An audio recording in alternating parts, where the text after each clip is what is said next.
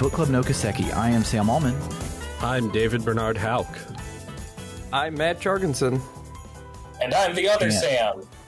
Oh, sorry, I wasn't supposed to. I cut it, didn't I? No, it's fine. We didn't discuss it. But yeah, we have a special guest with us tonight. You may remember Nega Sam from the Lunar episodes or from his vastly more successful than ours YouTube channel.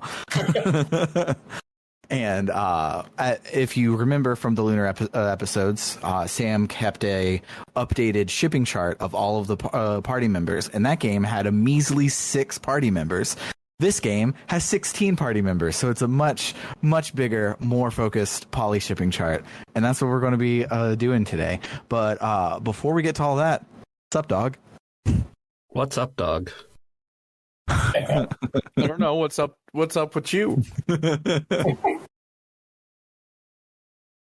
But yeah, what's up, Bernard and Matt and Sam? I wasn't really sure what energy to bring to this recording, so I decided to drink some alcohol. So we'll see how this goes. Ooh, awesome. Ooh. I never drink, but I thought it might be fun to do. Now I once. wish I'd stuck some vodka in this seltzer water I made for myself. That would have been fun. I saved my Monster Energy for right now for the same reason. Yeah. So, Matt, sup, dog? Okay, so I started a journey that started with a miniatures agnostic game and ended with listening to Russian literature, which is cool. Is Maddie on this podcast now? No, this is like even Russian sci-fi, which is like I don't even really usually mess with sci-fi, but I picked up a game called Zona Alpha,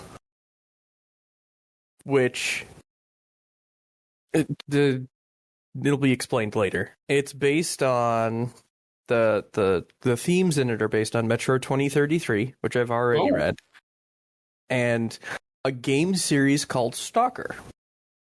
Okay. So I was like, okay, I loved Metro 2033.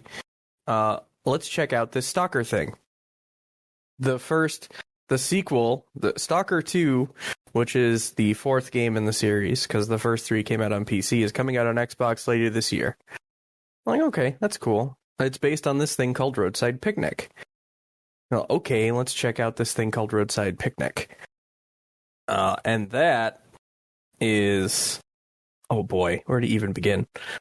So it's a sci-fi story written in like a first-person perspective about the 50s, and it was written in Soviet Union Russia in 1972 by a pair of brothers about an event that happened in the United States and other places in the world, but predominantly the story takes place in the United States, which is really interesting.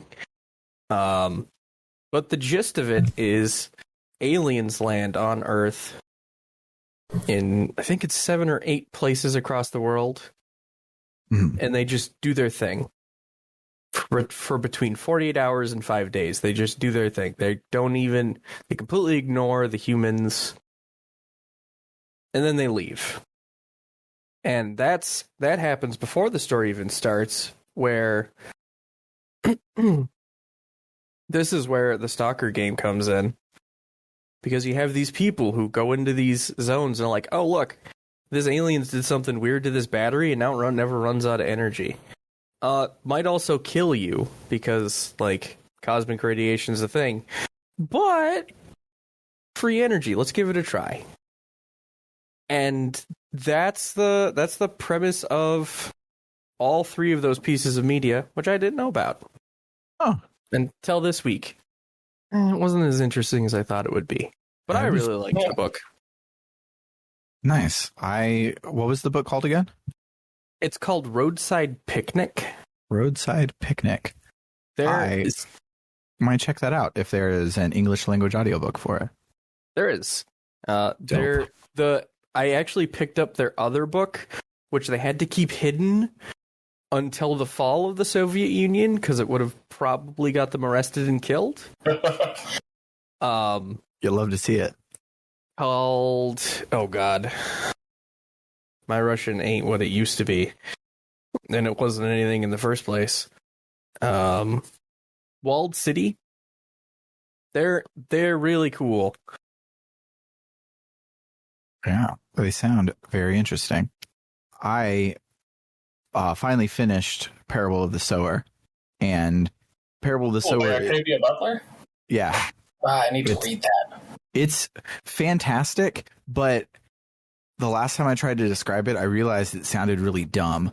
But what's cool about it is most sci-fi stories that had the premise that the world falls to shit and a visionary messiah-like person comes and founds a new religion, and that religion inspires the world to like fix itself, get their shit together, and go live out amongst the stars, and like try again and do better. The normal book would start 300 years after that on the colony and would explore life in that new situation. This book starts the day that person wrote down the first verse of their new religion. So they're on the earth while it's shitty. Everything is shitty and going around, and it's the journal of that person, which is a much cooler thing. But the actual story of the book is just basic apocalypse survival stuff, but in a very hopeful, cool way, because it has the spoilers is that she's not crazy and this is real and it works and things will work out in the end. And that's why every time it doesn't work out in the now, it's like gut wrenching and devastating, but also hopeful. And it's really cool.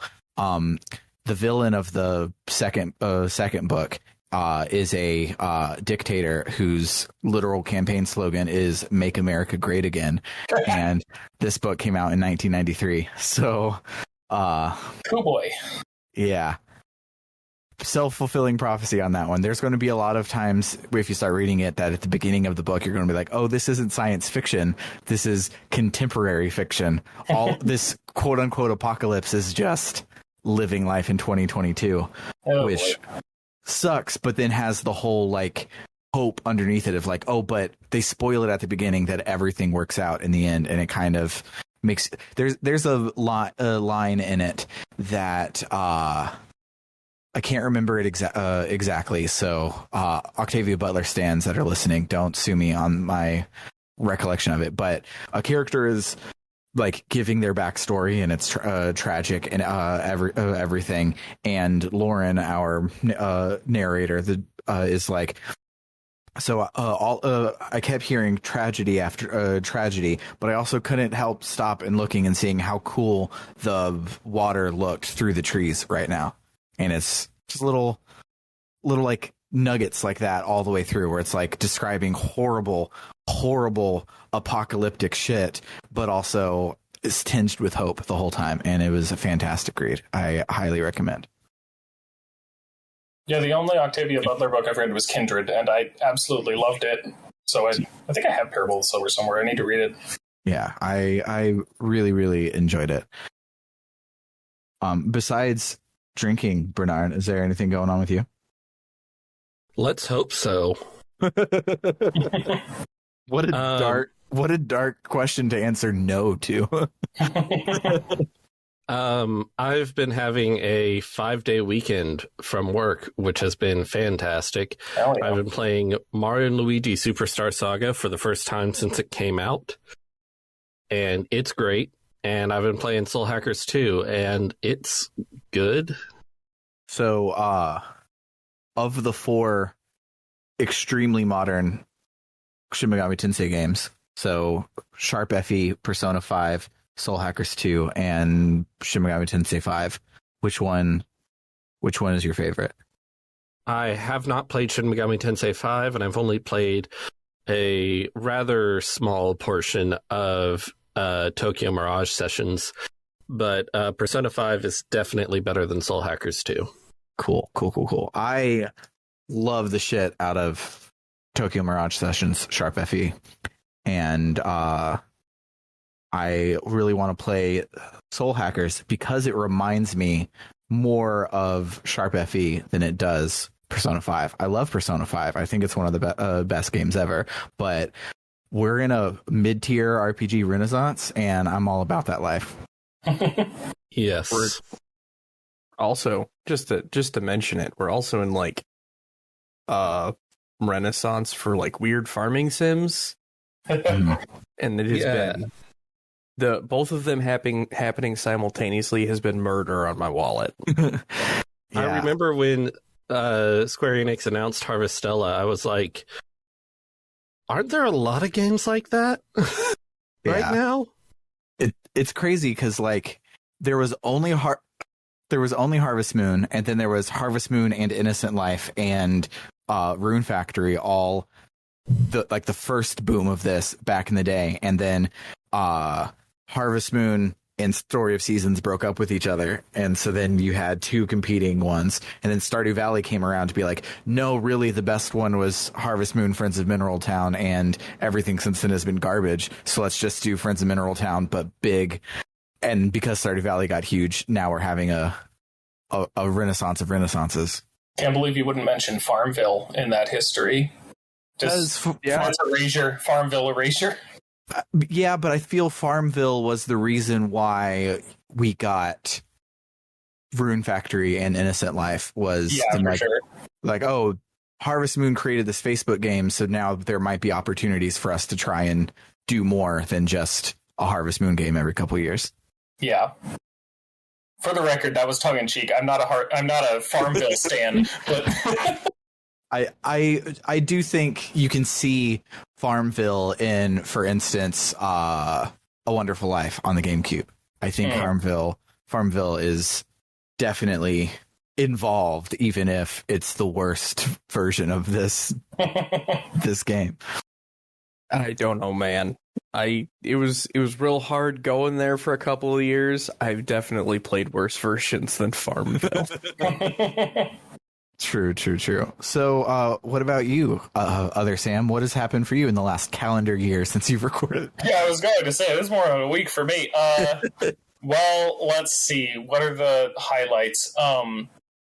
I found a new game, a new JRPG that I hadn't played yet. Final Fantasy XIV. Mm-hmm. And that has, of course, consumed my entire life and existence since. Mm-hmm. Honestly, I didn't believe that so many people would be like, oh, it's like the best Final Fantasy story. And I'm like, okay, yeah, sure. The MMO has a better Final Fantasy story than like 7 or 10 or, like, sure, whatever. Okay.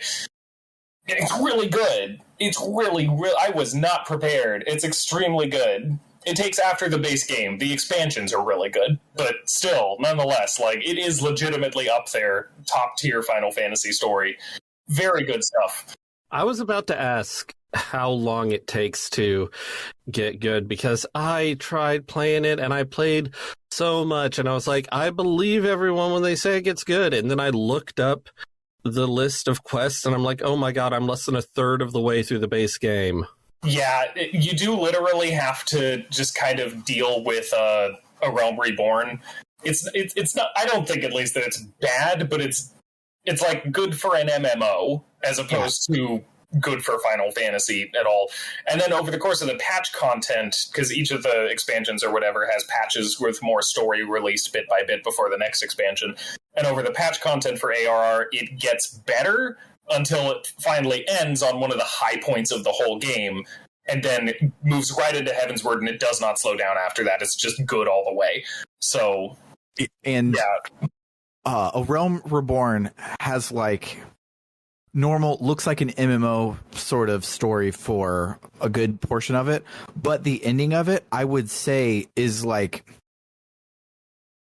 in the grand scheme of JRPGs, it's like the mid-tier RPG. Like it's fucking honestly Lunar and Brave Story New Traveler, where nothing groundbreaking is necessarily happening, but it's not bad.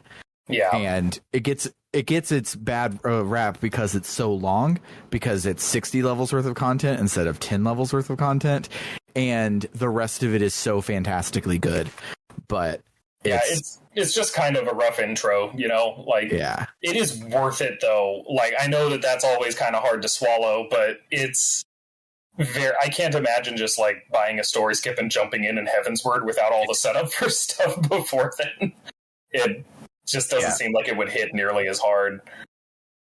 If you did want to do that, though, I do believe that their character boost comes with like a journal in your room that you could go and spend a day or two reading everything that happened. You can just like anytime you're playing the game, any quests that you've completed, including stuff that you story skipped, has you can just watch the cutscenes, which isn't you know everything, because that doesn't include like just the conversations in engine or whatever. It's just the cutscenes, but it's enough to get the gist of it.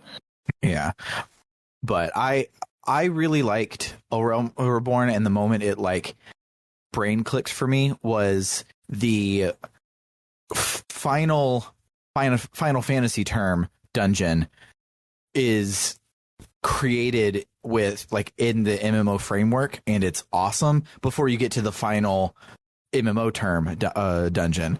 And so like you're assaulting this castle and you're doing things like, oh, this is a puzzle room, and so you get a quest, and your quest markers are like the puzzle parts of the quest, and they're like, oh, here's a mid boss, and you have like a combat quest, and it's like they use MMO quest design stuff to do legit actual Final Fantasy stuff. They don't do that the whole way through, but when they do it at the end of Realm Reborn, is kind of fantastic, and I loved it. And in part of it, you steal a Magitech armor, which is just icing on the cake.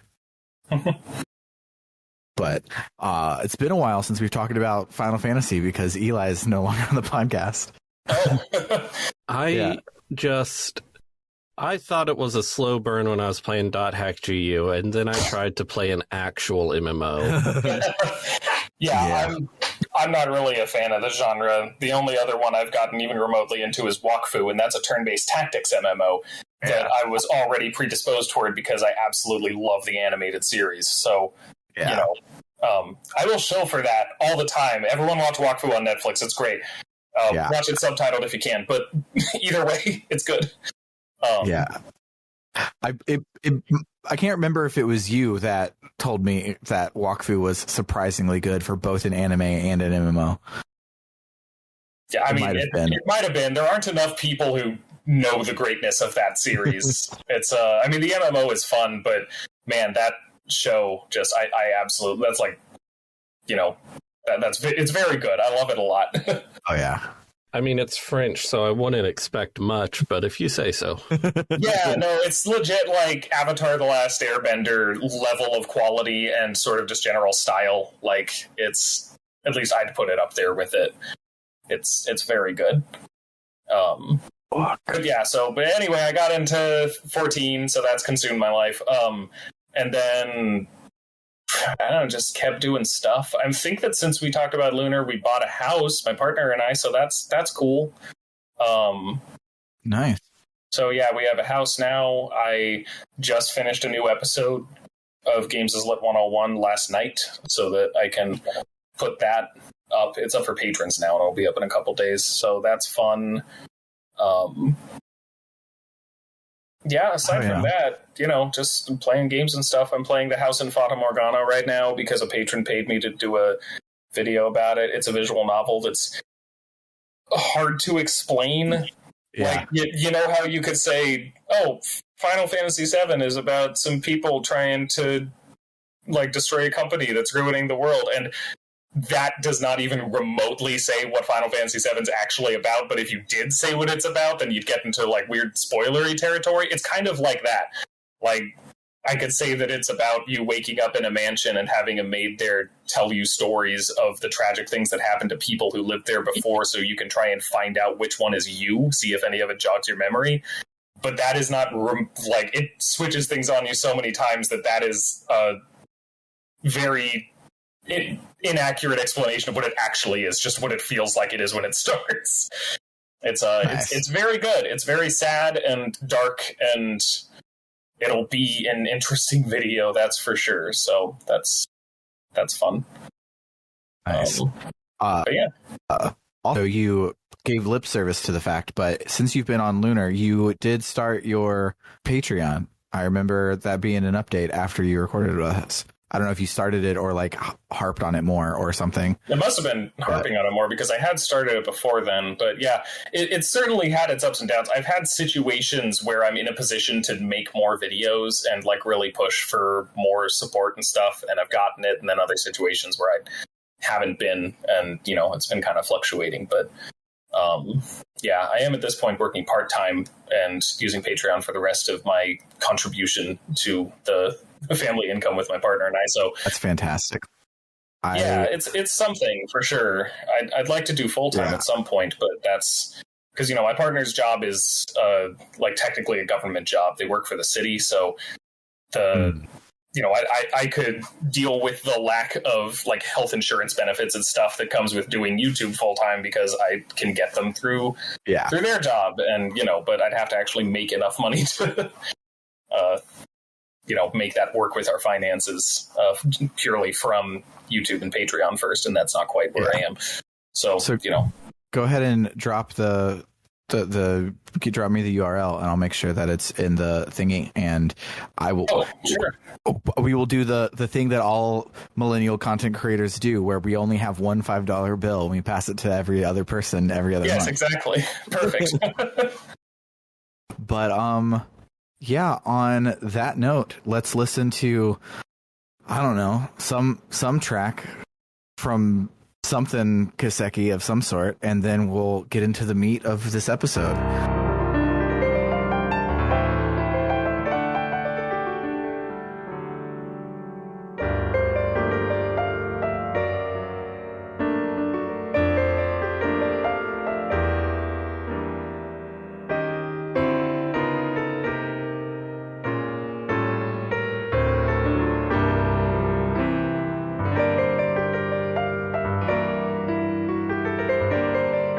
So yeah, the way we're going to do this today is we're just going to go down this relatively chronological list of the characters that join our party across these three games and talk about who would be in their polycule, because if this was a visual medium, we could draw out the like actual connections between everyone, but this is an audio podcast, so it doesn't actually work. So we're just going to pick a character, name all their boyfriends and girlfriends and shipmates, and make our way down the list.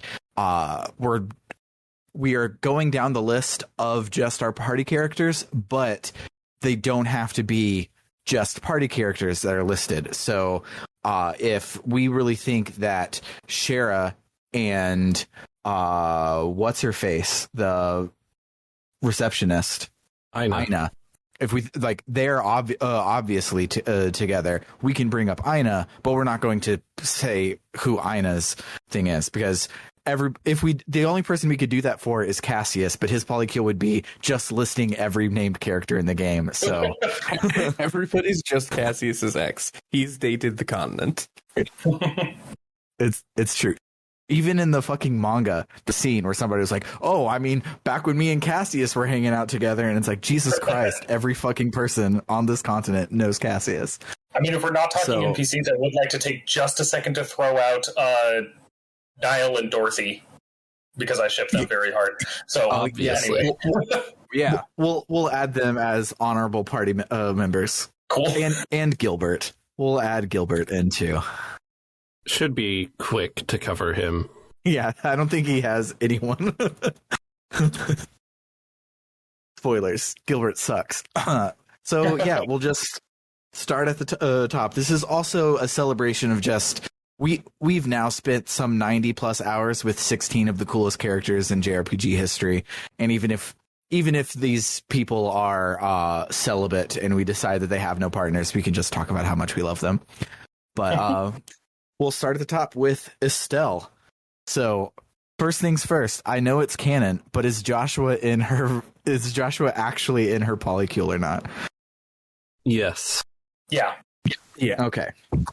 I figured that it was pretty real, but you never know. Oh, there, like in so many media, it's like, oh, Romeo and Juliet are in love, and you're like, no. Like the story is about that, but they don't actually like each other at all. But I agree. I think Estelle and Joshua, while being sort of brother and sister, are actually really in a relationship together. Yeah. Can I say something that bugs me that I just thought of? What? When people make up ship names for the canon couple, like Estashua? Yeah, why would Oh, boy. people do that for canon couples? And I'm like, Just why? Do you need a shorthand to talk about that? What? A plot? I mean, now you're just reminding me of the shipping wars back when Avatar: The Last Airbender was coming out, and Katang versus Zutara. Oh god. So yeah, they did that for that. The canon ship versus the other one. So, besides Joshua, who else is in Estelle's relationship? Chloe, I feel like that one's obvious. It's obvious to me, at least. Does no one else ship Estelle and Chloe? You're all very I quiet.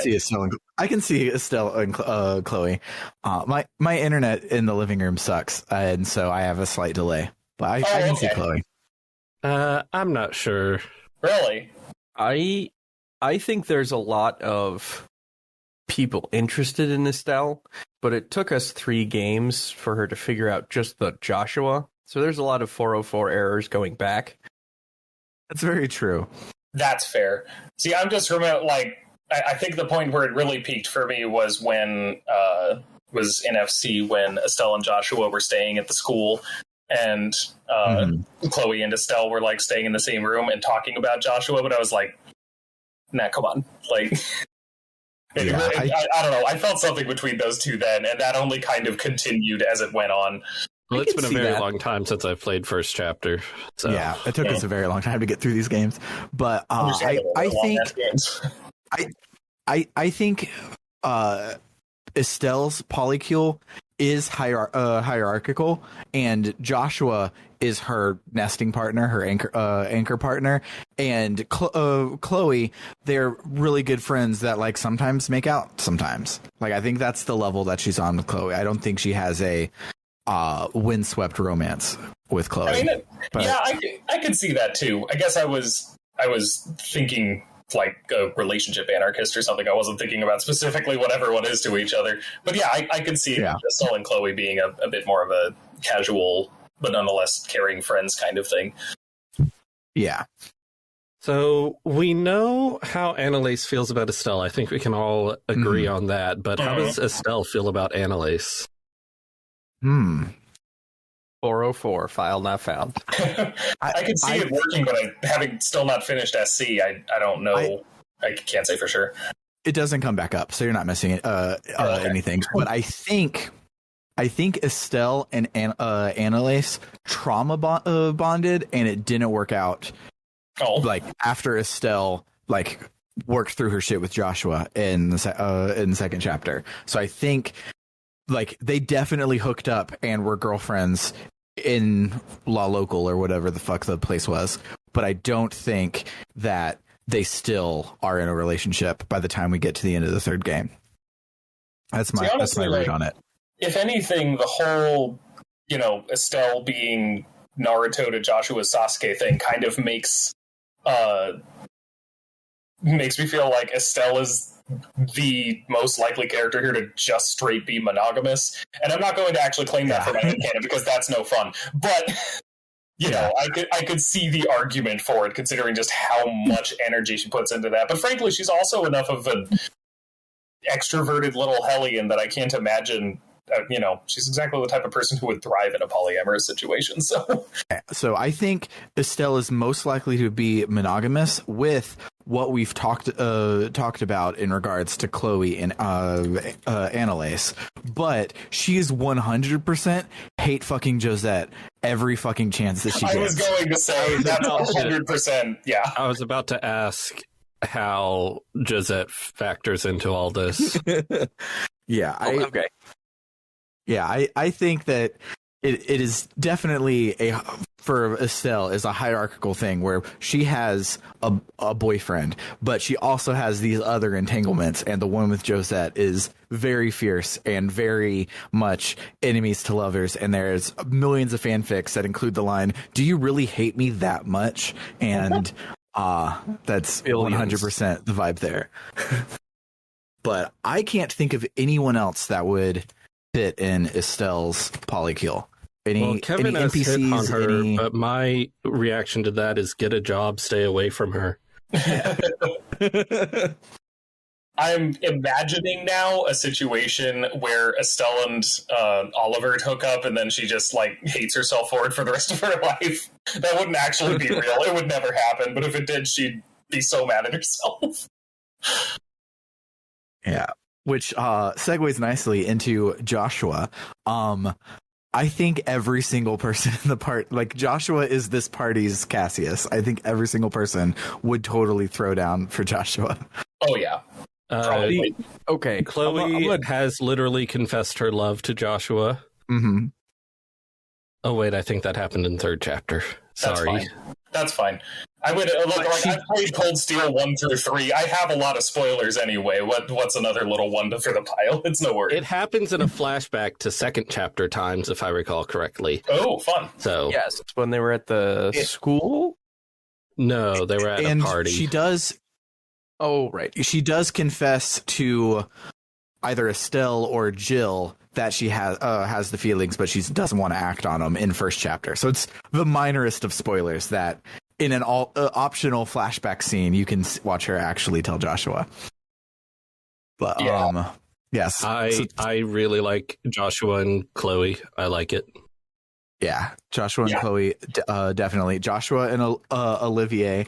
I think Joshua's feelings towards Olivier is kind of like now I can't remember the characters, but in Queer as Folk, I watched it like over a decade ago, so I don't remember specifics, but there's a relationship where they like hate the fact that they love each other so much, and it's not a hateful relationship between the two, but it's like, oh, if I were to introduce you as my boyfriend, I would have a lot of explaining to do, so this is just like we're just going with the flow and doing what we got to do, and that's the vibes I get with Joshua and Olivier's relationship. I ship Olivier with one person, and that's all I will allow, and we'll get to that when we get to it. Is it the canon one? Absolutely. Well, okay, you're right. We'll get to it, I guess, but I do too, but I don't think we're talking about the same person. We'll find out later. Oh, man. Yeah. So, the tension. I think Joshua likes Josette, but is just, it would be too complicated to do anything about that. I feel Joshua and Josette are Estelle and Annalise, or I think when they were in there, they got themselves through a dark time, but it's like that chapter of their life is kind of over now. Mm-hmm. I don't see them continuing it going forward, much to Josette's chagrin. Josette definitely still pines after Joshua, but I don't think as a relationship it has anywhere left to go. See, Joshua is an interesting one just because he's so like stoic that I'm looking at a lot of these characters and thinking, man, I don't know. Though I do think, I don't know if Joshua gives me bi vibes necessarily, but I think that if he were to experiment, he'd probably do it with Oliver. Yeah. At the very least. Yeah. I don't know if that would be an actual thing, but I could see him trying that. I mean, it would, if he wanted to experiment, that would certainly be the quickest route. The most readily available option, yeah. Yeah. I don't know. Joshua strikes me as pretty straight, personally. Yeah. Yeah. I was trying to think, and I feel like with there's several other characters here in this cast that I think he would have great relationships with, but they would just be platonic. Like I think him and Agate definitely spar together every morning, but they take separate showers after. Yeah, that's so I don't know. I could sort of see Joshua and Agate, but I don't think much. No. Yeah. So yeah, well, probably not. So that brings us to... Sorry, one question. One quick question while we're still on Joshua. Who does Joshua dress up like a girl like in the play with? Which of his partners? Are you asking who's more of a lesbian, Chloe or Estelle? Is because it's Chloe. Actually, that's 100% Chloe. Okay, yeah, no, that's fair. I get if that's how we frame the question. Yes, it's definitely Chloe. I just remember that whole thing where both Chloe and Estelle were like, "Wow, he's really pretty. What's with that?" Yeah. Yeah, I think Estelle and girl Joshua is, oh my god, senpai is so cute, and Chloe is, am I a lesbian? Because my boyfriend just turned into a girl, and this is doing things for me. Yeah, that sounds about right. Yeah. So that brings us next to Shara. We already mentioned Aina. Her and Aina, I think, are inseparable. They definitely are, especially after spoilers. The third is not a sequel as much as it is a series of flashbacks and one giant super dungeon. It's actually super cool. But in one of those flashbacks, you get to see how Shara and Aina meet, and yeah, they're girlfriends. It's very much the truth. But who else? I mean, aren't Shara and Oliver canon? There is a little hint at that at the end of third chapter, and I don't like it. Sorry, have y'all played... Has anyone here played the Cold Steel games? Matt has, but he's not allowed to say anything about it because he just casually drops spoilers the entire first game. I'm not gonna. I just want to make sure. I guess okay, so I won't say anything about about any of that. But yeah, I don't know. I got those vibes in the Sky games that was definitely a thing that was happening. At least, yeah, I definitely travel alone together often is all I'm saying. Yeah, I was definitely going to bring up Olivier for Shara as a potential partner because they do spend a lot of time together. And I feel both of their vibes are just free love. And because they travel together, they are romantically entwined more than it being like everyone else so far that we've talked about, I feel goes out of their way to have a relationship with the other people, and I feel Olivier and Shara is we are good friends. We like having sex. We're going to have sex together, and the relationship part is friendship. The romantic part is purely just sex. That's the vibe I get from them. That's fair. I can believe that. I absolutely believe Shara tops Olivier. That's just 100%. That's just how that goes. I could believe that Oliver's a switch, but not with Shara. But not with Shara. But yeah. Also, it's funny to me that, you can tell which of the series we've played more of or whatever, because I'm calling him by his actual real name and you're calling him by his Sky name. Yes. I think Shara and Agate have hooked up. Oh, interesting. Yeah. I could see that. Yeah. Honestly, Shara comes across to me as so much older in the game than she actually is. She is all of 23 years old in first and second chapter. Exactly. It's weird. She honestly comes across to me as in her 30s or something, but yeah, so she's super not. But anyone else for Shara? Some part of me right now is thinking Zin, but I could not back that up. I have no idea why my brain is thinking it right now. I could not explain it. It's probably not real. I think to skip ahead to Zen, my read on Zen is that he has I think Zen is Ace and his romantic partner, non-sexual partner is Kilika. Okay, I could believe that. I as much as I want to bone Zen, I don't think Zen has a sexual bone in his body. I was going to say that Shara and Kilika have also probably hooked up. Yeah, I can see that. When Shara was in Zeiss for something. Shara. Now that I'm thinking of more NPCs, my brain was just doing it. I think Shara and Karna, like 100%. Are you just saying that because you like the idea of it? Maybe, but I think there's canon backup for it. But yes, my two of my like top 5 hottest Trails in the Sky characters hooking up would kind of be awesome. But I think just knowing their vibes, both of them, I could see like every time they're on a mission together, I feel that they would hook up. I feel like, I don't know if I'd get 100% behind this, but I feel like there is a functional headcanon where pretty much everyone who goes on a mission with Shara hooks up with her. Yeah. I get the impression that could be a thing, but oh gosh. No, yeah. I have another one. One. Shara and Mueller. Because they would absolutely get together and just complain about Oliver just constantly. Like, you know that Uncharted game where you play as 2 of the women from the previous games at half the time? Not half the time, but now and again they'll just be like, man, you know that Nathan Drake guy? Yeah, what a douche. Like, it'd be like that. Yep.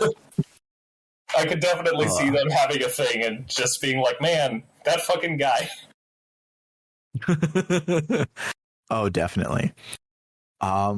So yeah, Shara has the most so far, and also has the asterisk on. I think she's also had sex just casually with every member of this party. But Chloe, yeah, so everyone, but I couldn't see her with like Estelle or Joshua as an example. No. But yeah, everyone is a general. She was their teacher, so that's a little weird. Yeah, that's also true. So transitive property, Chloe starts with Estelle and Joshua in her polycule, but Jill 100% is her main girlfriend. Yes, they've been dating the longest. They are anchor partners. That's who she's a roommate with. That's who she would buy a house with, is Jill. I love Jill. How do we? So this character appears in one of the flashbacks in 3rd chapter, but I believe you would know him from the Cold Steel games, but maybe not know how they met originally. But how do we feel about Chloe and Lecter? Oh, Lecter, the student council president. The student council president. Oh gosh, Lecter? Okay. Yeah, Genus Academy in 3rd chapter, the flashback. Yeah, I think they definitely have at least dated if they're not still currently together. It definitely, if that flashback would have went on for like another semester, it was already fucking 3 semesters long. But if it would have gone on for another one, was so long. It would have gone on for another one. Hard. I can't say anything. Okay, no, I don't think you can. Welcome to the hell that has been this past 2 seasons. Just gonna like aside with Matt later on and being like, yeah. Oh, solely on 3rd chapter, I see it. Also, Lecter and Jill. Anyone else for Chloe besides Estelle, Joshua, Jill, and Lecter? I could see if their paths cross at some point, Chloe and Annalise having a brief thing.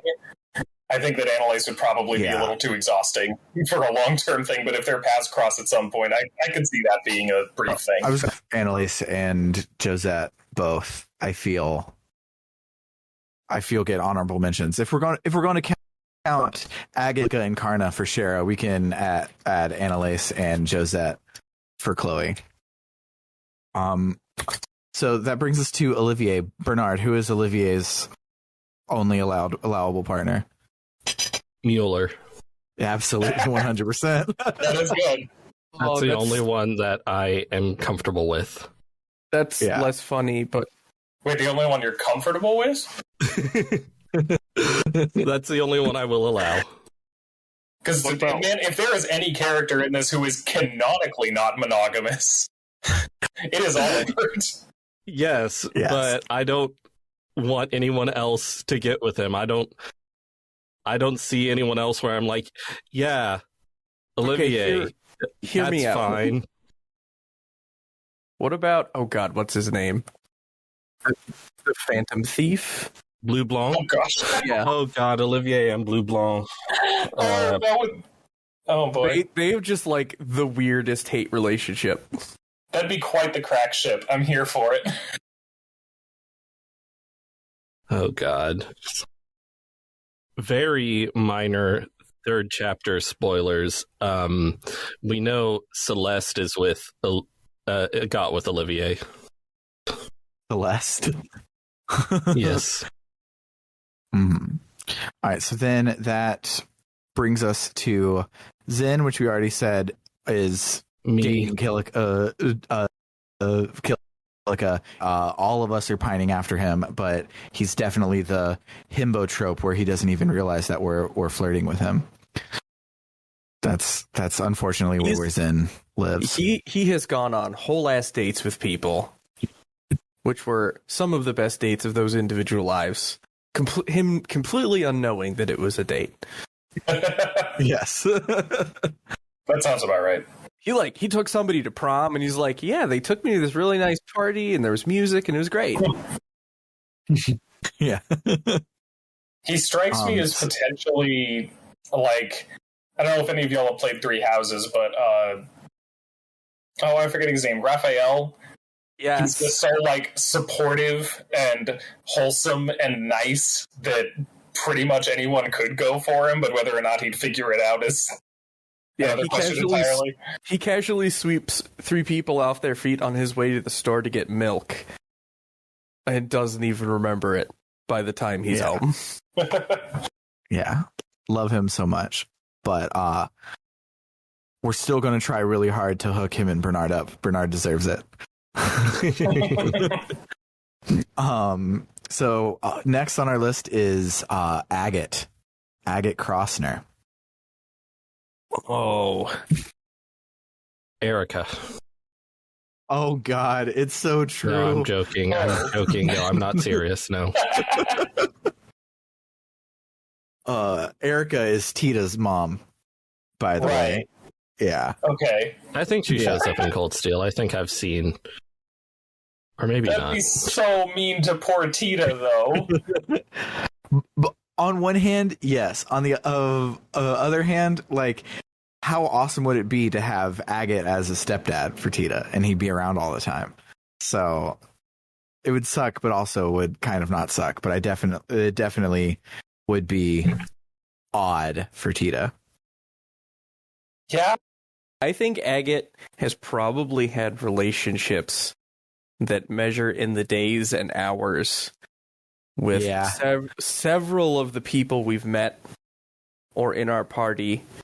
I'm not quite sure who, but it's been a lot of a like that flip moment, right? Where you're like, oh wow, you're really not an asshole. Like you're just hurt and you're cute.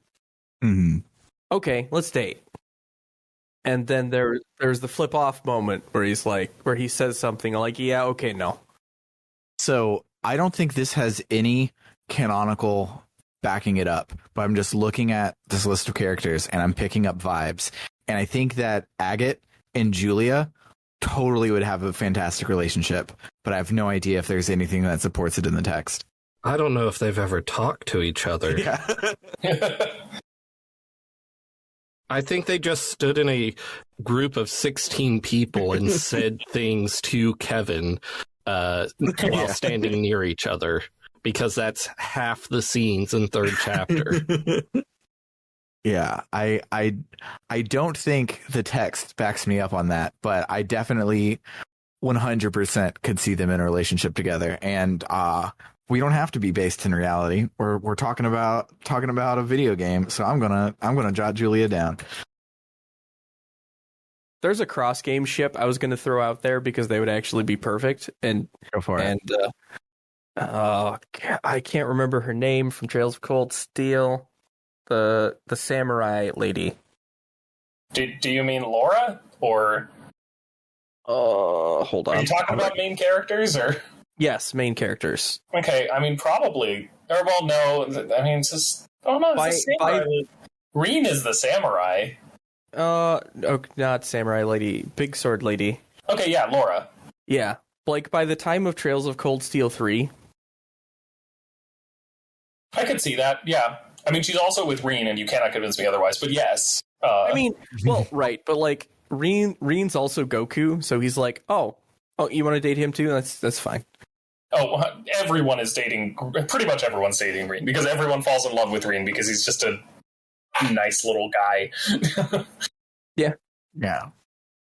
But, yeah, anyone else with Agate? I feel much like Matt said, I think he has a lot of X's, but I don't think a lot of people put up with his shit. So I don't think... That's the thing. I feel like a lot of the people, like if he's been with anyone, it's mostly going to be people that he's like worked with in the bracers or something long enough that they can see that he's actually not a total douche. And who's the leader of the properly trained bracers? The non-party member bracer group. Kurt? Yeah, I could see... Yeah, I could see Kurt having a thing with Agate, but I don't. Not like a very strong one. The more I think about it, I think like Agate's tough because I could literally see everybody from the party being interested in him. He like follows the like the Beast from Beauty and the Beast trope so well, like does it better than the original, where he's like, he is a massive asshole like 70% of the time, but that 30% is like, it hits it so hard, so high up every time, that all it would take for any of the members of the party was to see that from the right angle, and boom, they're in. Definitely. And so as much and of a who jerk can as resist he is, red hair? Well, right. It's true. Surprisingly, in this party, like there's not a lot of red hair to go around. You have Agate, and then one of the characters whose name starts with R that joins us in the second game, or in the third game. He's the entire redheaded population of the continent. I mean, no, never mind. I was thinking of a character or a family of characters from Cold Steel, but, well, I guess this is the same continent, right? But whatever. Country. Sure, yeah. Wait, are Arab, are they on the same continent? Arabonia and Liberal? Yes, all of this is on the Zemurian continent. They're just like on the other side of Crossbells. Well, yeah. Really just I had the Valkyria Chronicles map in my head for a second.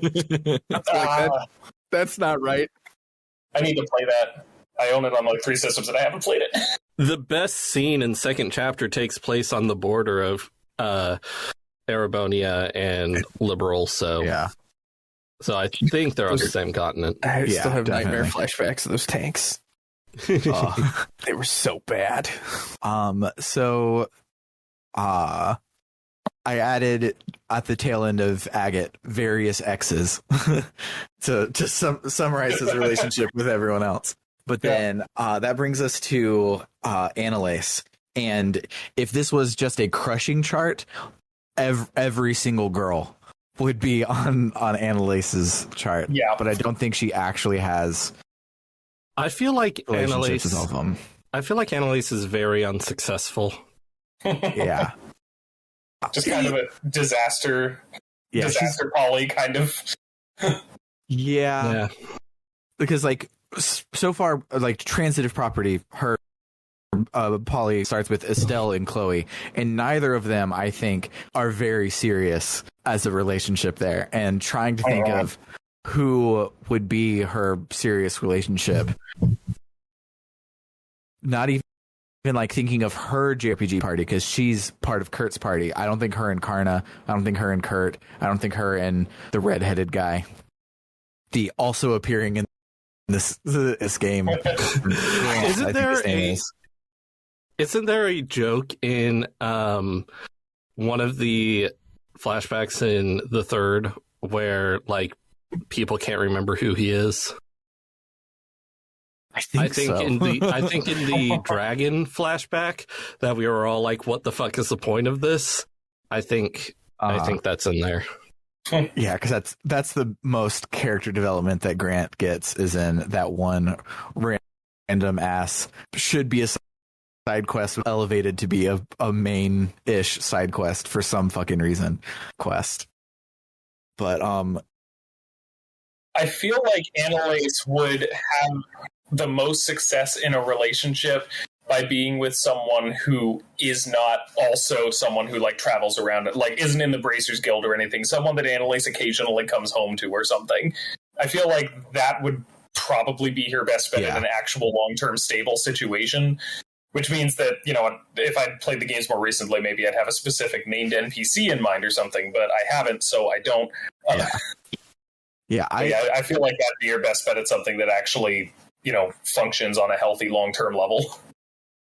See, I think that Annalise doesn't have a boyfriend or a girlfriend, but she does have a shrine to a celebrity vibe. Like, she is definitely like the main character in a modern young adult Netflix series who opens her thing and has some random, like, not BTS member, but like a fucking golfer type level person. Like, she's obsessed with some like C-list celebrity, and that's Annalise's style.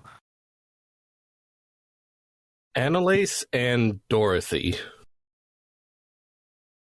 I could actually 100% see that in the same way that it's, but not in the text. But like, there's nothing to back it up in the text. But their vibes, 100%. I think Annalise and Dorothy fit very well together. I actually could see that very much. That would be really cute. Imagine that a cute little plushie was left on the side of a really fancy looking building, and just both of them going fucking nuts about how cute and cool everything would be. Like, they definitely bonded over like a sculpture of a panda in a park somewhere. That's 100%. That's canon now. They got to make a drama CD about how they met and fell in love. Yeah, that literally went from hadn't even thought of that to I ship this really hard now. That's really cute, actually. I could see that. That also does remind me, as a brief aside on the subject of Dorothy, Neil, and Olivier, the three of them have absolutely hooked up together. I don't know if it became a regular thing at all, but it happened. I'm calling that. So up next on our list is Julia, who I'm double checking. Julia her is age. Married to her job.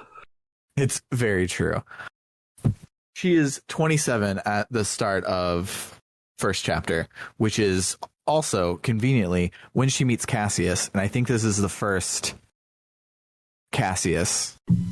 I don't think they're like a very strong relationship, but I definitely think they're like work husbands. I think Cassius leaves people on red a lot. Considering that's pretty much the plot of Trails in the Sky FC. Yeah. It's true.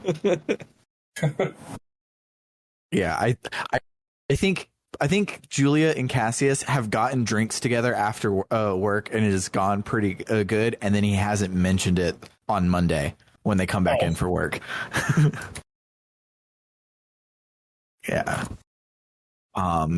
Who else for Julia? I don't know if this would actually work for the two characters, but I think it'd be kind of cute for her and Mueller to be a thing on account of both of them being, like officials who were tasked with protecting precocious Yeah, I could see that. children of heads of state. Julia definitely got the better side of that. I'm very disappointed because so far Julia's polycule has 2 dudes in it, and she's the most lesbian of the entire game. But I don't disagree. I don't think she has time for. That's fair. Yeah. So here's what it is. I think she has she's had a fling with Cassius. Her and Mueller have had an on again, off again whenever he's in town sort of thing. But otherwise, she is too busy, and that's what makes her irresistible to the Julia Schwartz fan club. Is the same way that like K-pop stars aren't allowed to have public boyfriends or girlfriends because they have to be available for all of their fans to imagine that it could be them. And that's 100% Julia, except it's real for Julia, and she doesn't really have a boyfriend or girlfriend because she doesn't really have time to have a public boyfriend or girlfriend. But all of the girls in her fan club, which is canon, I don't know if you got to that part, but there literally is. Wait, is it really? I love that for her. Yeah, she has a fan club. So that then brings us to Mueller, who definitely Olivier. They are 100%. Like, not even no doubt about it. Olivier and Mueller are definitely the manga trope of the straight man and the weirdo. Yep. They that's them straight up. Anyone else for Mueller? I'm trying to decide if Mueller, beneath all of his frustration with Olivier, actually loves him, or if it's Olivier loving Mueller and Mueller hate fucking Olivier. I feel like either could work. I actually kind of think it's the opposite. I think. Oh, really? I think Mueller is in a position of he really loves Olivier. He wants that relationship to hit a next step, but Olivier is Olivier, right? And Mueller knows that, so he's like, okay, this is good enough. I am content with where we are. Yeah, so looking over the list already, transitive property, Julia and Shara were also both in Mueller's, but I think the more I sit on it, Mueller and Shara, I feel, have hooked up, but I don't think they're actually in each other's polycule. Just seeing it from Mueller's side, I don't see it being a very consistent thing. But they definitely have gotten drunk and talked about how much they hated Olivier and hooked up because of it. I could flipping back on this side, I could definitely see him and Julia being that super awkward workplace romance that everybody knows it's going on, but they're trying to pretend it's not a thing for some reason. Anyone else? I was feel gonna say, they would basically be Mustang and Hawkeye from. Yeah, that's exactly what I was envisioning. Except, of course, they are working for literally opposing governments. So I think he's kind of got his hands full with Oliver. Yeah, I could see him just straight up not having to, he tries. He goes out to dinner, maybe hooks up with someone, and the moment he gets back to the hotel, lets Olivier out of his sight for a second. He's like, you set what on fire? Who is coming to the house to talk to me about what you did? Oh, they're here already. Good. Yeah, I feel like Olivier's definitely accidentally cock-blocked him multiple times. He's having a very nice dinner with someone, and then shit goes completely sideways, and he's like, oh, damn it, okay. He just bursts in, Mueller, listen, I didn't do it. but there's gonna be a bracer coming. Up next on our list is Josette, who transitive property. We already have Joshua, Estelle, and Chloe. Anyone else? I know she doesn't really interact with anyone else, but I think Josette and Jill would concoct schemes together. Oh, I could 100% see that. So Josette, in her cosplaying as Chloe vibes, goes into the school to do a thing. Jill finds her out and then helps her do the thing. Maybe not stealing whatever, but gets up to no good. I could see that. I could write that fan fiction. The thing is, as we go through the list, they're going to become progressively faster because We already talked about it. Yeah. Trying to think other like NPCs or anything. I could see. No, I couldn't. There would be a connection there, but I don't think it would go anywhere. Of in prison after the events of the first game, Josette and Richard would be able to interact, but I think Absolutely not. Yeah, I think Richard is monogamous to the idea of Cassius in his head and canon in real life. That is all that Richard has time for. Yeah, so that brings us to Kevin, who has not appeared on anyone's list so far. There are two canon members that are both names start with R that we are not talking about today. But I said earlier that Kevin's relationship with Estelle is get a job, stay away from her. Yes. Yeah, the thing is, I have played enough of SC to know who Kevin is. I've played enough of him to be suspicious as hell, and haven't played enough of it to know whether I should be suspicious as hell, so I can't really say. Oh, man. I don't know. For all I know, he could turn out to be an Erebonian agent who betrays them and kills Tita or something. I know that doesn't happen, but like... Yeah, that's... The last part of it, at least. I don't know. I don't know him well enough. I couldn't say. I think Kevin should strongly consider, as with most people, some professional help before considering a relationship of any kind. Including his two canon ones from the third game. I think those he should set aside, get some help, and then maybe start something up there. Now that I think about it, isn't he like a priest when you first meet him, or at least dressed up as one? Yes, Am I remembering that right? He is a priest. I could absolutely... Well, I'm thinking of a Cold Steel character here, but I could absolutely see him with, like, women who were planted in the church from one of the, like, 30 secret societies that exist in this universe. I don't know. Yeah, pulling... Interesting. Yeah. We'll put a pin in that and see what you think after. Oh boy, okay. Oh boy. I think Matt knows what I'm actually referencing here, and then Sam is just like, "Oh, well, there will be more stuff to reference." Yeah, so I don't know how I somehow got the whole picture, but both of you are right. Yeah. But see, Kevin is hard because he gets. Yeah, he is.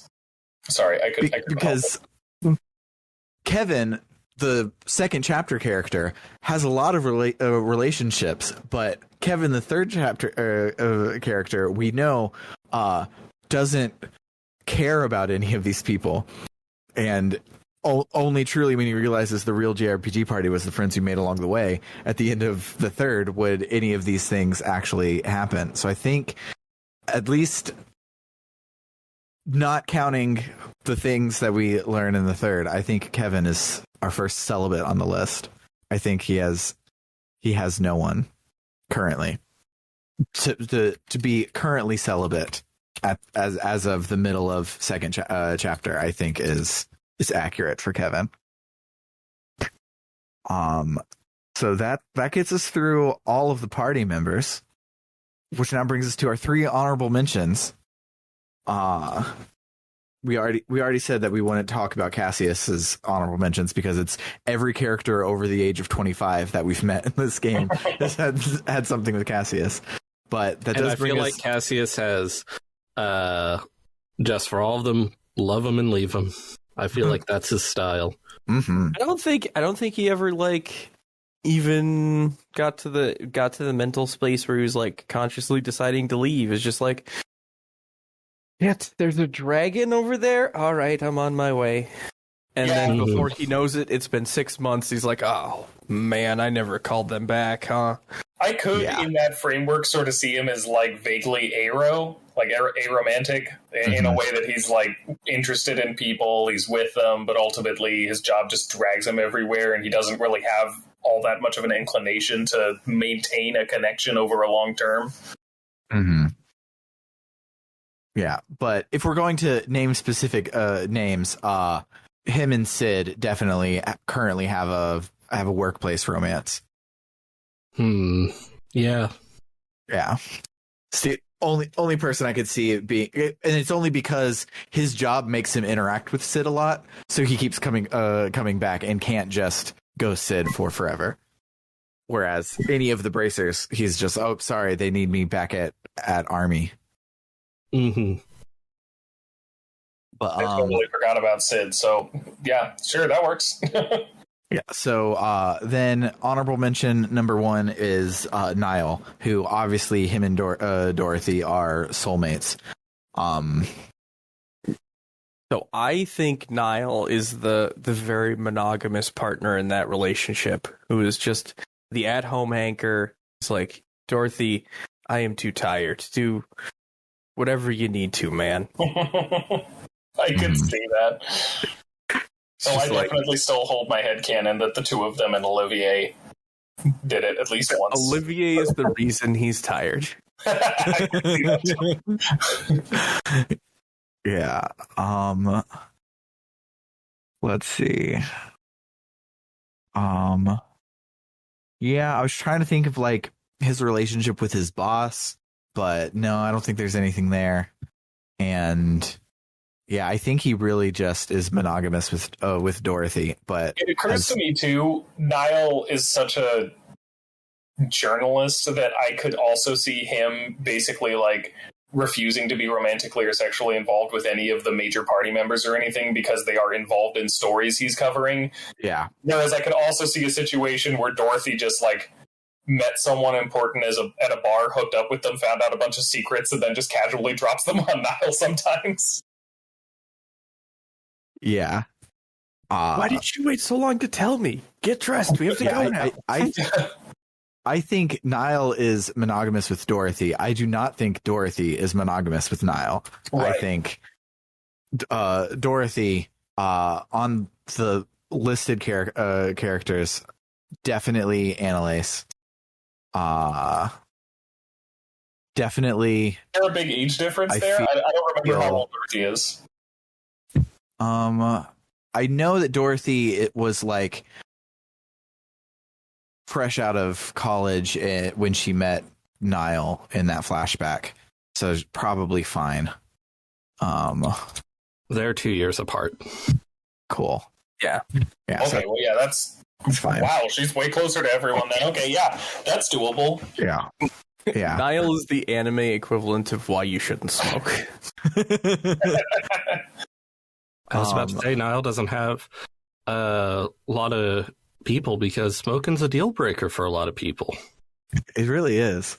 And especially in the list of the characters that we interact with. I don't think another one of these people smokes, like not even casually. Like I think Shara will like hookah every now and then. Like her and her friends will go to a hookah bar to get drunk and do hookah, but I don't think any of them like just casually smoke cigarettes the way that Niall which does. of these characters smoke weed?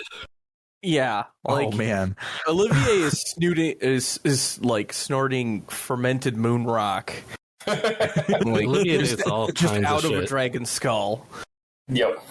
I'd say I don't know. I could see Zin is just so chill in general. I could see him smoking weed now and again, but I feel like Zen tried weed, but it didn't like have much of an effect on him. And yeah, that's fair. he was like, I don't see the point. Honestly, I could see if it was for a job necessary to maintain a cover, I could see Joshua absolutely smoking as a, like, yeah, that's fine. That's a thing I'm willing to do.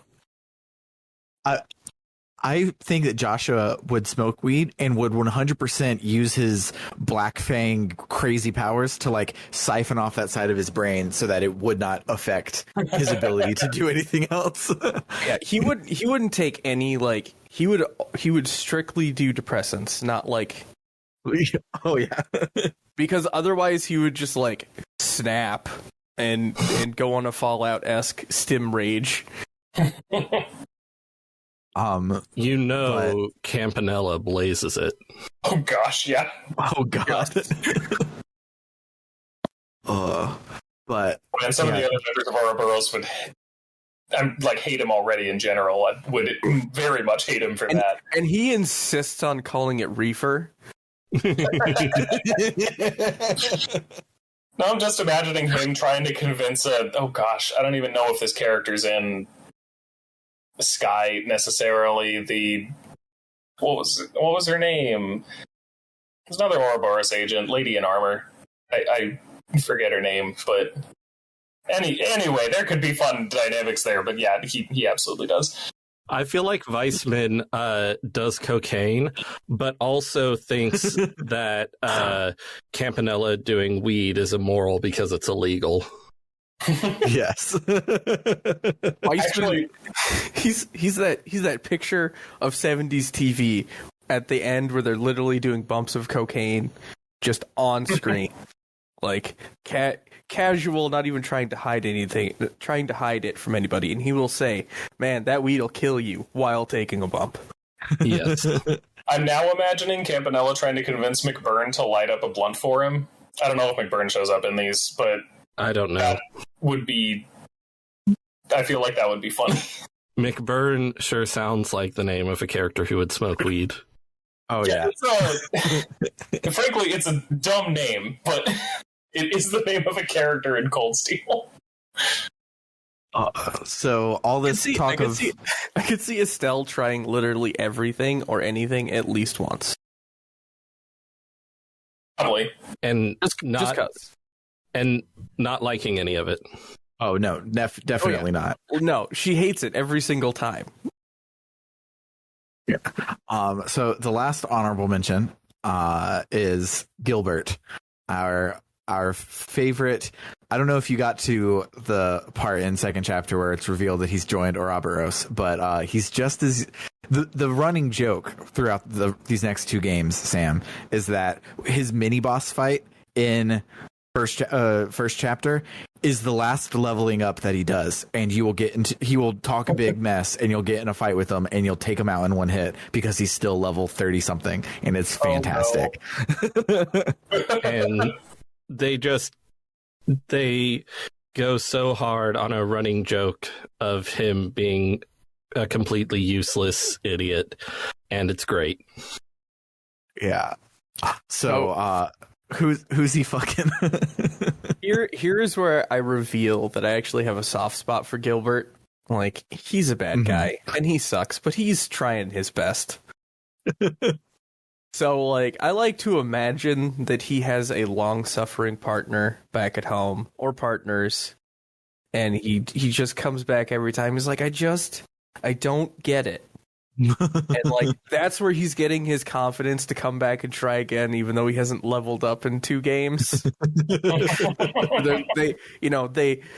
They provide the emotional support, they put him back together, and they send him back out into the world. Yeah. Is that person Campanella? Oh gosh. Yes. Yes. Probably. It's probably like his hirelings. He's in reality he's probably one of those people who like pays people to be his friend because he doesn't know how to make real friends. Mm-hmm. But that's all of the list of at least travels around with the party characters that I could think of. Any other honorable mentions before we wrap up? I think this is a topic. We didn't talk about Sieg. Sieg absolutely has a bird friend, and they love each other very much. Yes. Mm-hmm. They're good birds. Whatever breed of bird Sieg is, they mate for life. That's very true. But yeah, I think that's everyone. Yeah, I can't think of any more. My brain is moving straight on to trying to ship Class 7 with each other, so... I'm in the place where, like, once the crossovering starts happening, like, who from which game would be... Oh, gosh. Oh, no. And, yeah, I'm down the rabbit hole, folks. Awesome. But so in lieu of a memorable moments section to wrap it up, because this will be, besides our quiz game episodes, I do believe this will be our last time talking with these characters as party members and not just NPCs. So who's your favorite party member? Let's start with Bernard. Who's your favorite one so far? Man, it's probably Estelle. She's just so great. She's the main character for a reason. Yeah. I think I vote to do the IMDb has banned Citizen Kane from being voted the number one in the IMDb top 100 because it won every year for 20 years. So I think we can't pick Estelle. Oh man, who's your favorite party member? Oh man, I don't think that Joshua gets the same aside. I don't think he gets the same rules. He's awesome, but I don't think he's as much of a shoo-in as Estelle is. Let's also note that since we're not talking about shipping anymore, Tita's back on the table. I love Tita. Tita is fantastic.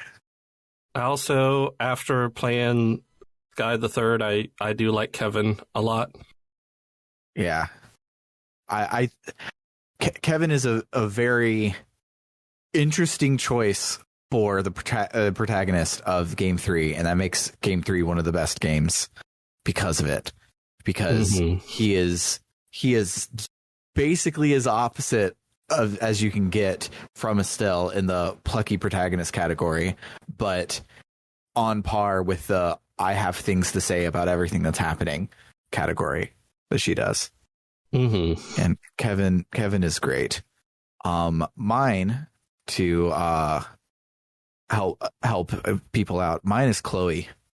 I love her, and it's not just because she's hot, but because I really love the trope of the I am hopelessly in love with this person, and I understand that that's in the way, so I'm not going to really ever do anything about it, and I'm going to do other things. And I love that aspect where she sees Estelle and Joshua and she's like, oh, I'm the other woman, and I'm gonna go be a princess and do all the things that I need to, and not let the fact that we're canonically not polyamorous, so I can't have Joshua.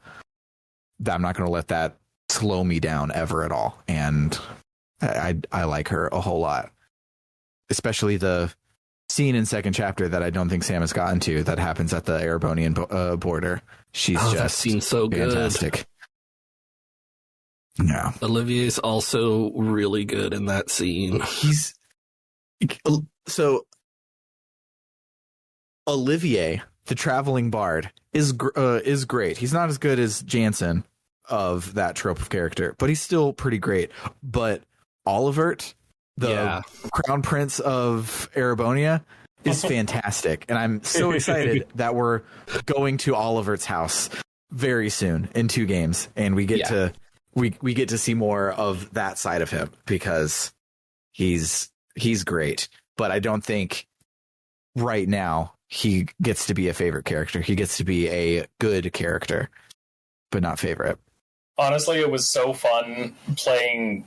Normally I don't like jumping into the middle of things, but I didn't know about Trails in the Sky before I played Cold Steel, so it happened. But honestly, I really liked that experience in a lot of ways, because until 3, Cold Steel doesn't spoil a lot about Sky.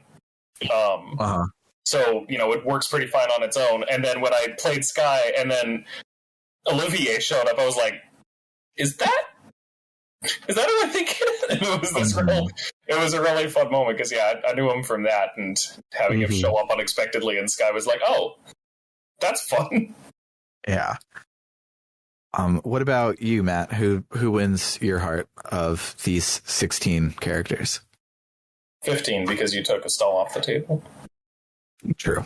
And we're not talking about two others, because them joining the party is a delicious surprise and thing. So roughly 16 minus a couple characters.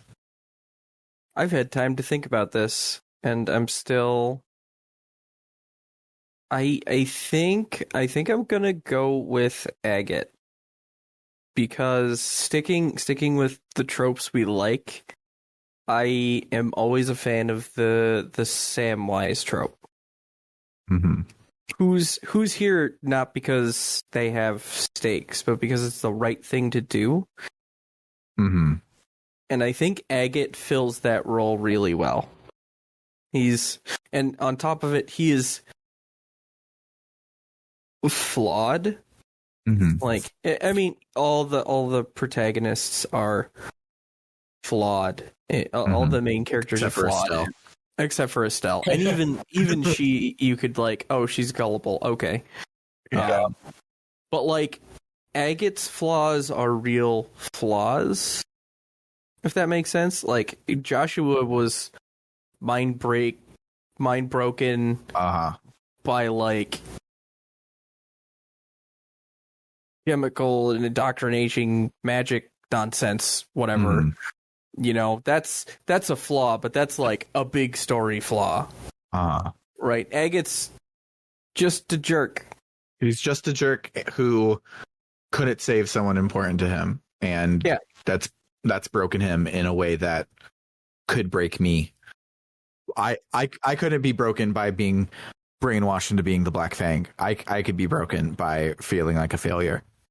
Yeah, he's the most, and it does help that like through both the first and the second games, Agate was my real protagonist. Like, I don't know what crazy combination of stuff went into that, but he was always my heaviest hitter. Mm-hmm. But like, he is a very real, relatable character, and sometimes that made me feel uncomfortable, because I'm like, oh, yeah, that's how I would have reacted in this situation. Am I an asshole? Probably, but not to the same extent, hopefully. Yeah. Yeah, Agate definitely grew on me, because at the end of first chapter, it definitely is the party member also appearing in this game. But second chapter just goes hard on making Agate the best ever. Assuming you take him at the beginning of the game, because the first half of the game is different, and as much as I love Shara, she didn't deserve to be able to be the focus for half of the second game. Agate's story is way better than Shara's. Should have just been the canon one. Assuming you aren't playing a podcast, and almost everybody took Agate because they thought everybody else was going to take Shara. Yes. But yeah. What about you, Sam? Who's your favorite? I mean, if not for the rule, I know it's the basic answer, but I would have to say Estelle. I love her a lot, but without that as an option, it's either Chloe or Olivier.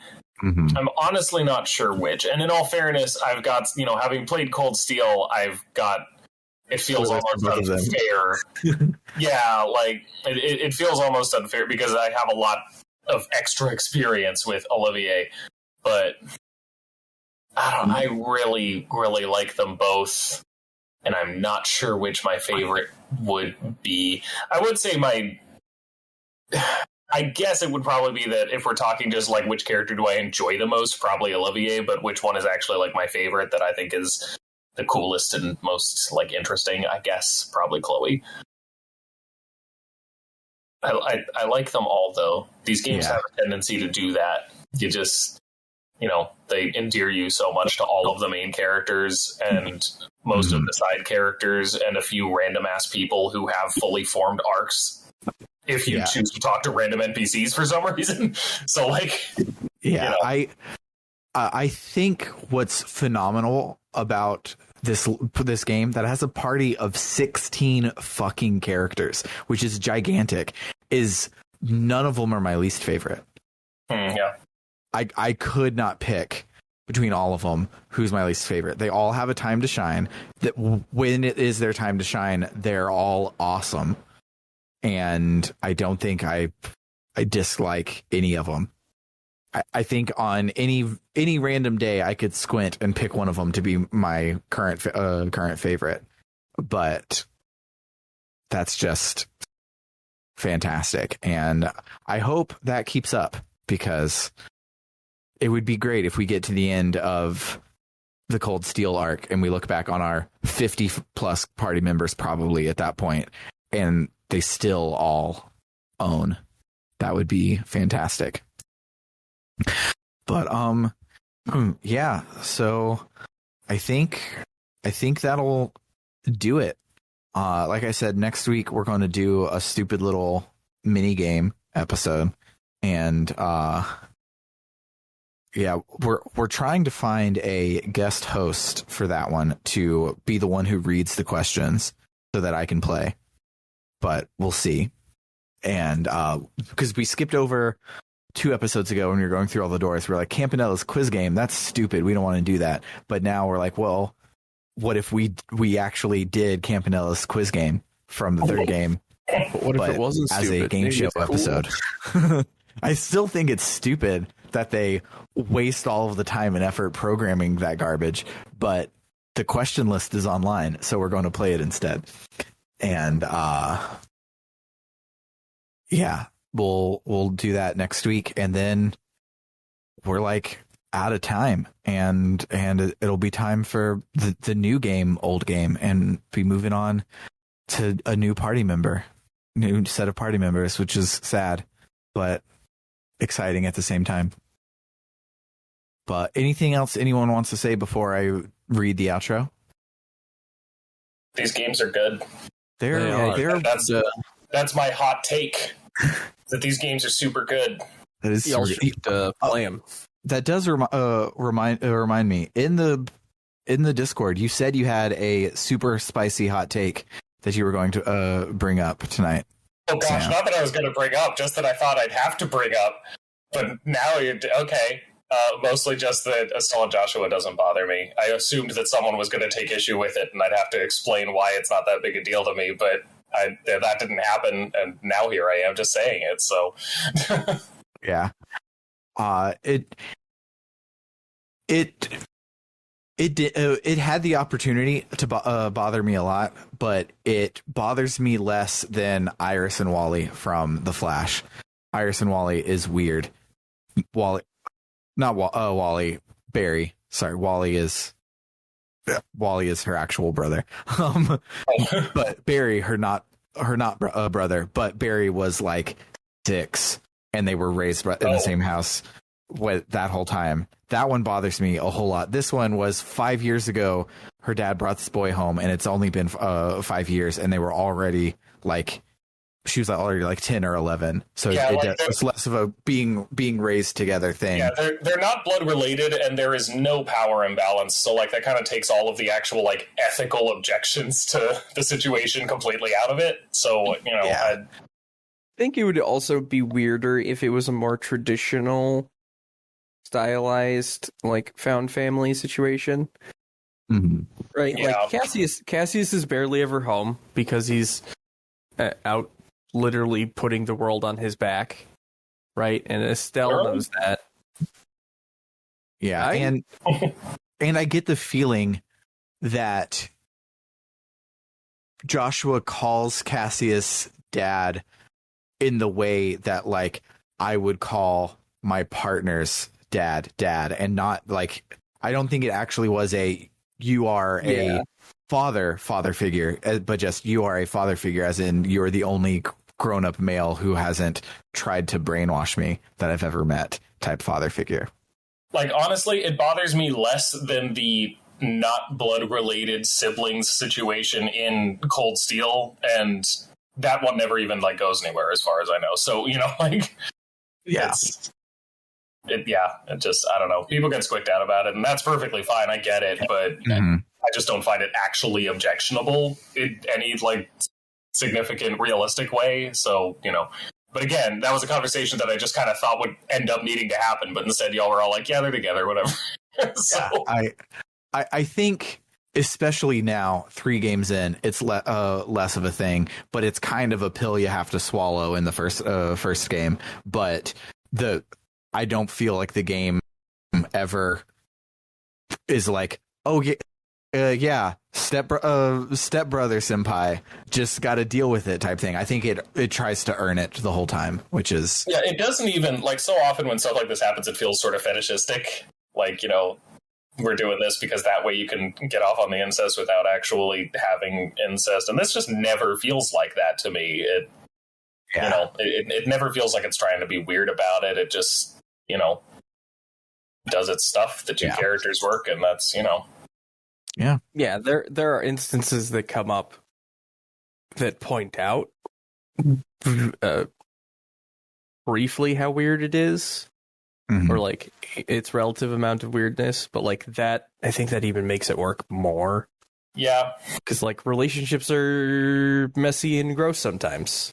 Like, and this one, frankly, a lot healthier than not living in the same house relationships you see on TV. So yeah. But that'll do it for the week. This series is a timed exclusive for our Ko-Fi supporters. So if you're hearing this in the podcast feed, come on over to www.rpgbook.club, and there will be a few extra episodes waiting on you when you donate. And we're actually doing really good at keeping that promise right now. We haven't been doing very well, but right now we have like 3 episodes in the tank. So hopefully we are keeping that up. And by the time that you hear this in the podcast feed, there will still be 3 to 4 episodes in the tank. On the Ko-Fi, we now have membership tiers. So if you get all of the stuff that we had before we had membership tiers, so you can vote on our polls for the main game. If you are already a member right now, you can go and vote on our next game. But if you're hearing this in podcast feed, that vote's already over. But you can vote on the next game that we do. You get a green name in the Discord, and you get access to these episodes early. That's the big one, and I couldn't even think about it. But then we also have 2 new tiers. We have a $5 tier where we will shout out your name every episode, just like this. Shout outs to Aaron524, Cerebral Win, Anthony Lerma, Vimk, Jfro Prime, Eli Bergmoss, Doho, and Tuxedo Ken. And then we also have the $20 a month tier, where we will not only read your name, but read a 1-sentence plug of your choosing.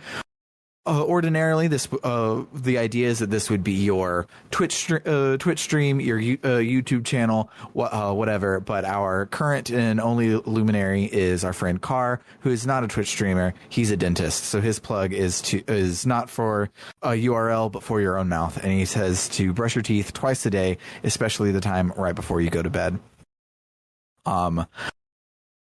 Honorary shout outs to our good friend Sam G for coming and hanging out with us tonight. And where can they find you on the web, Sam? Well, the main place would be youtube.com/games as literature. But of course, if you just go on YouTube and search Games as Lit 101, you'll find me. I mostly specialize in long form. Well, long form can mean real long now. Like, 40 to an hour and a half, 40 minute to an hour and a half long analyses of video game stories. And then occasionally I'll do shorter ones about specific topics, like why the Hildebrand quests in Final Fantasy XIV are brilliant, or just other various random specific shorter things. So I'd say just go to YouTube, look up Games as Lit 101, find an analysis of a game you like, and start there. And then I'm on Twitter @GamesAsLit, and Patreon, patreon.com/GamesAsLit, I think should do it. Oh gosh, let me look and see if it's Games as Lit or Games as Literature now. Okay, yeah. Oh, it's patreon.com/GamesAsLit101. So yeah, just and any of that stuff. Watch my videos. I think they're all right. I do too. Sam was one of my man, it would be so cool if we got this person on the podcast, and now you've been on here twice. So thank you for coming and hanging out with us. I am happy to help. And when you get around to Trails of Cold Steel, it should be 3 times, for the record. I'm just letting that desire be known. I love that game.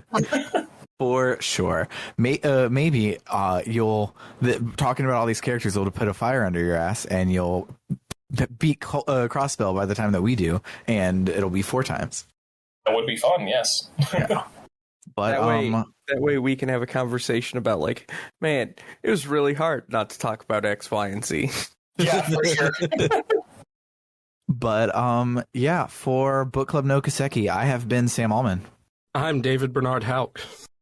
I'm Matt Jorgensen.